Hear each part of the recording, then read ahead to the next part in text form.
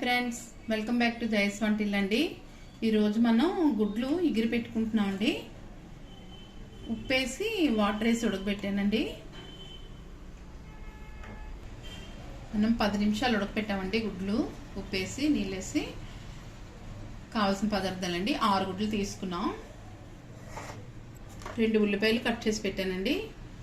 2 పచ్చిమిర్చిని, 2 టమాటా కట్ చేసి పెట్టాము.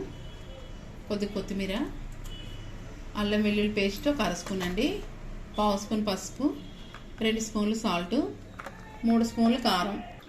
గుడ్లు వలుసుకుంటున్నామండి మనం ఎగిరి పెట్టుకోవడానికి.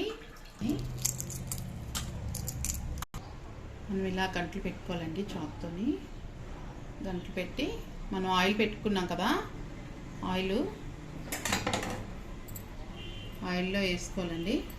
వేయించుకుందాం. గంటలు పెట్టుకున్నవి చిక్కుడు పసుపు వేసుకున్నాం అండి మనకి గుడ్లకి.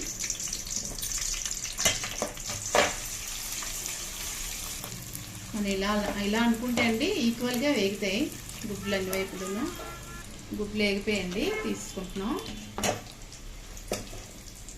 మనం పసుపు వేయడం వల్ల చూసారా కలర్ ఎంత బాగుందో. పచ్చిమిరపకాయలు వేస్తున్నాం అండి. ఉల్లిపాయ ముక్కలు కూడా వేస్తున్నాం. వేపుకుంటున్నాం ఉల్లిపాయ ముక్కలు వేపుకుంటున్నామండి. చిన్న ముక్కలు కట్ చేసాం చూసారా. మనకి ఉల్లిపాయ ముక్కలు వేగాయండి. ఇప్పుడు అల్లం వెల్లుల్లి పేస్ట్ వేస్తున్నాము. ఇది కూడా బాగా వేగాలి. ఉల్లిపాయలు అల్లం వెల్లుల్లి వేగిందండి. టమాటా ముక్కలు వేసుకుంటున్నాం. బాగా వేగాలండి టమాటా ముక్కలు కూడా. మనకి టమాటా కూడా వేగిపోయిందండి. ఇలా మంచిగా వేగాలి. ఆయిల్ ఇలా పైకి రావాలండి. అప్పుడు వేగిపోయినట్లు లెక్క. కారం వేస్తున్నాం అండి. పసుపు వేస్తున్నాం. సాల్ట్ కూడా వేసుకుంటున్నాం అండి. బాగా కలిపిస్తున్నాము. గుడ్లు వేసుకుంటున్నాం అండి.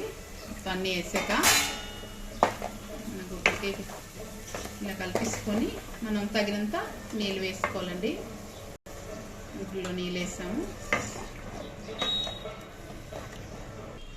మనం నీళ్ళు వేసుకున్నాం అండి గ్రేవీలో. ఇప్పుడు కాసేపు మూత పెట్టి ఉంచుదాం. మీడియంలో పెట్టుకుందాం అండి. మూత పెట్టి చూద్దామండి ఎలా ఉందో. మనకి గుడ్ల గ్రేవీ రెడీ అయిపోయిందండి. చూసారా ఆయిల్ పైకి వచ్చింది. ఇప్పుడు కొత్తిమీర వేసుకుందాం అండి.